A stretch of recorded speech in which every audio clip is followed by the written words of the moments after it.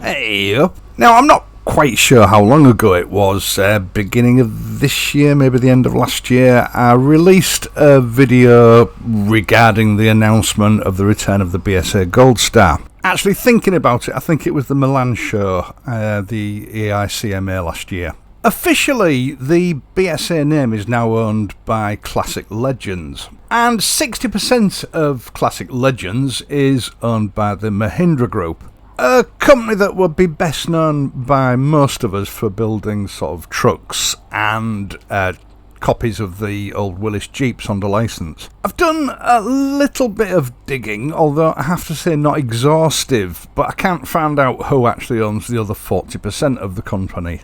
Not that it really matters. Now, ever since I made that announcement video, just about every day I'll get a request or a comment from someone in one of the videos somewhere on the channel asking me when I'm going to test ride one, asking me what I think of it in comparison to various other bikes, usually Royal Enfield, and even comments on various videos telling me that the Gold Star is a better motorcycle than the Interceptor or the Continental GT or whatever, which I find incredibly ridiculous because even now, a year later, these BSAs are still not on sale, although I was told at the show that they will be on sale within the next few weeks. Now look, I've been riding motorcycles for 40 years, over 40 years, and I've seen so many stories play out over the resurrection of old British motorcycle brands.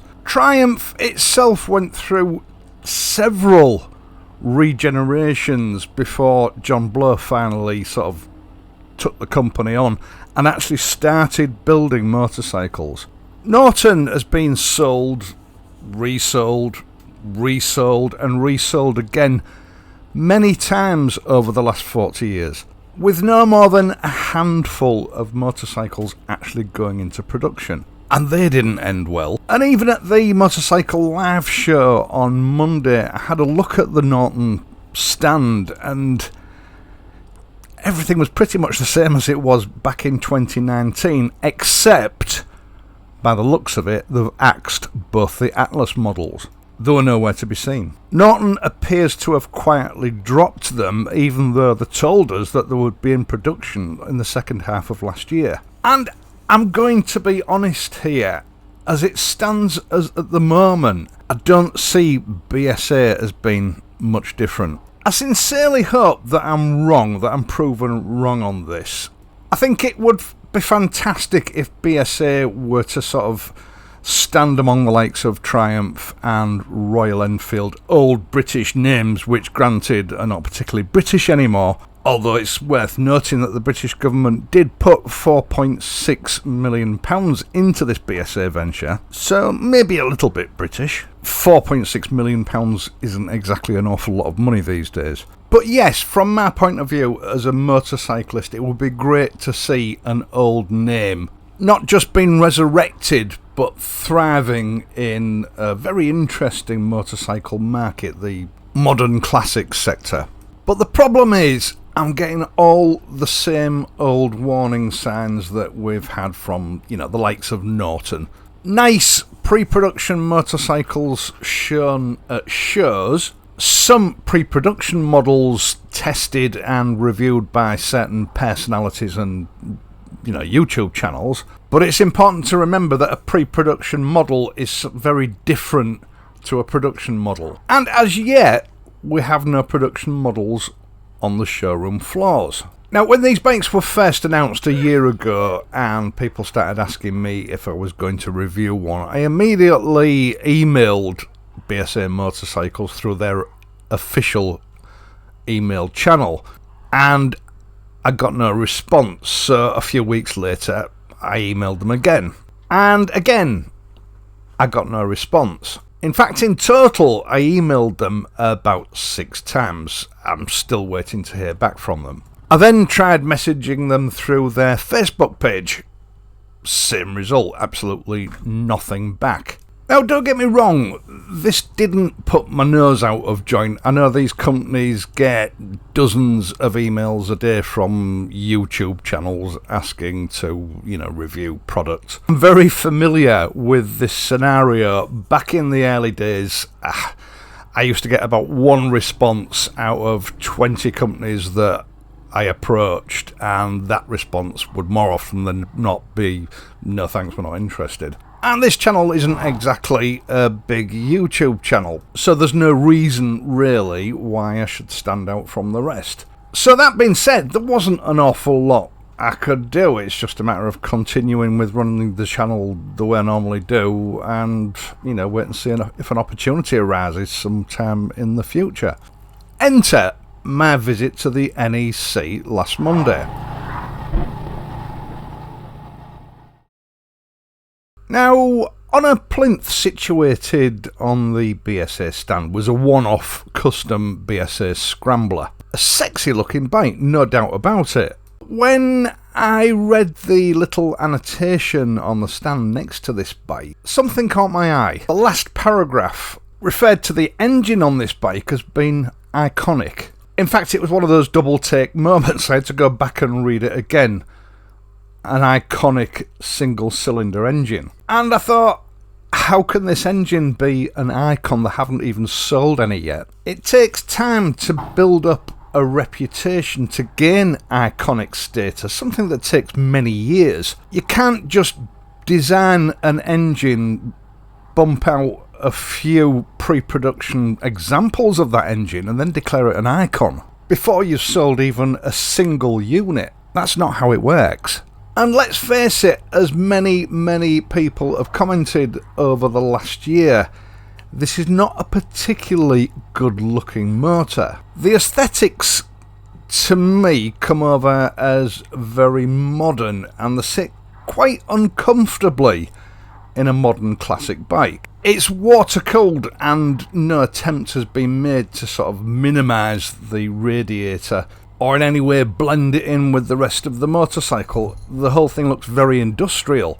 The sprocket cover looks like a carbon copy of those on the water-cooled Triumph Bonneville's, and despite the water cooling, it only pumps out 45 brake horsepower. So even if they've managed to somehow make this engine silky smooth, there's nothing in that recipe that strikes me as being particularly iconic. I mean, we know absolutely nothing about its reliability as yet. Now, at first glance on their stand, it looked like BSA had a lot going on, but as you sort of walked around each bike individually, you realise they were all actually the same bike, but just different colour variations.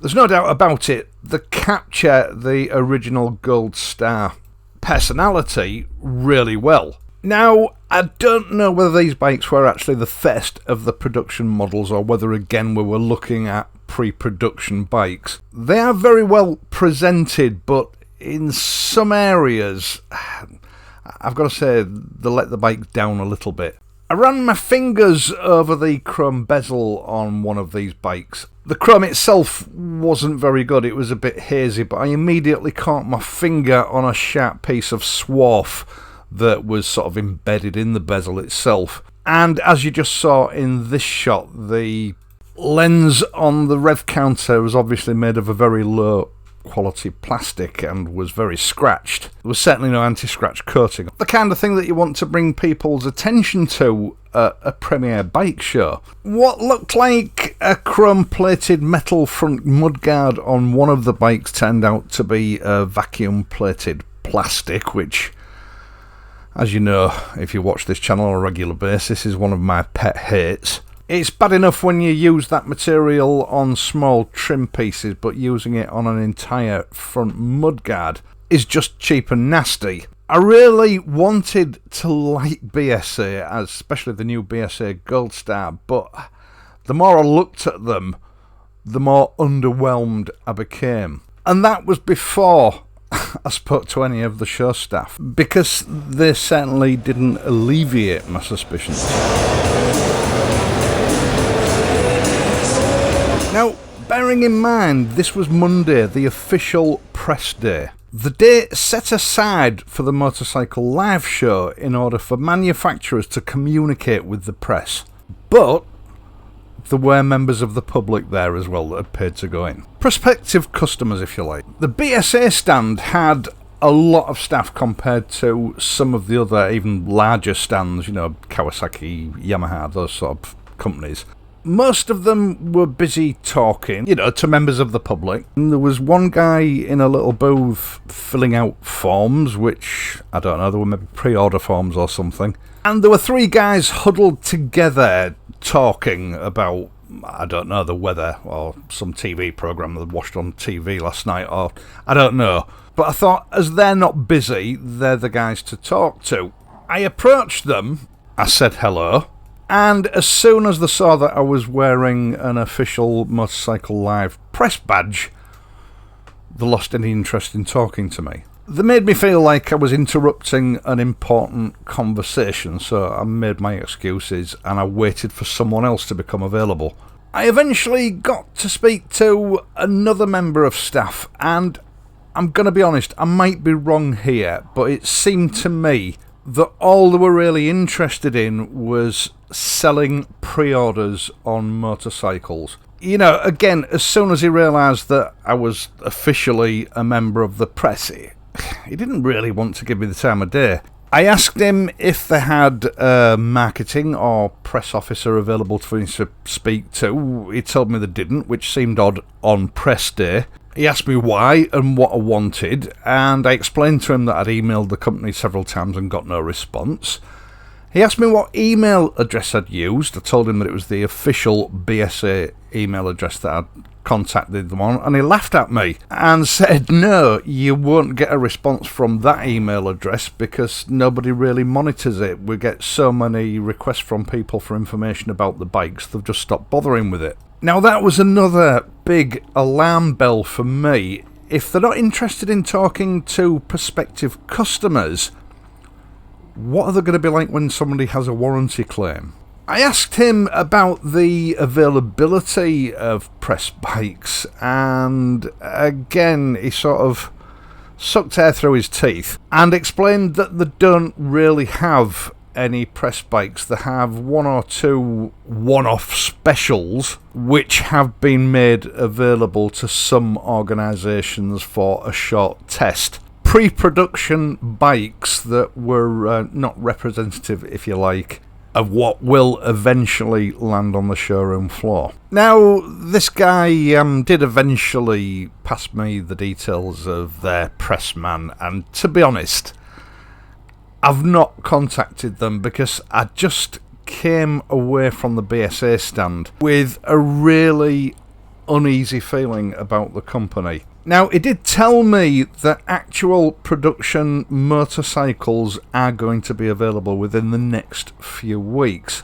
And it seemed to me that their whole reason for being there was to snag pre-orders from people visiting the show, which I presume will require some sort of monetary deposit. Now, this is, as I said earlier on, purely my sort of take on the situation. I might be totally wrong. It's just my own personal opinion. This reminded me of my interactions with Norton back towards the end of the Stuart Garner days. Lots of promises that the product is about to become available, requests for deposits on those bikes when they arrive, with a selection of pre-production mock-ups to tempt customers. My whole interaction with BSA on Monday left me feeling very suspicious and very uneasy.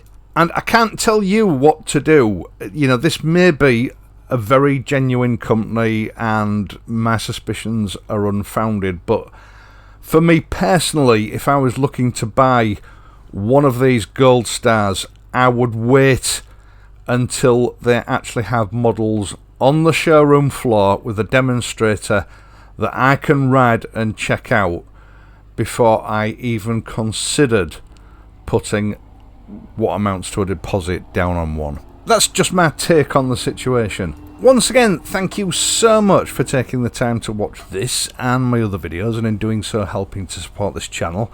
I really do appreciate it. I would also appreciate if you'll consider leaving a like on this video, and if you're not a subscriber, please subscribe to the channel, hit the notification bell and ensure that your notifications are enabled so that YouTube can let you know whenever I upload a new video. I will of course be back next week, so until then, if you're riding, please ride carefully and I'll see you soon.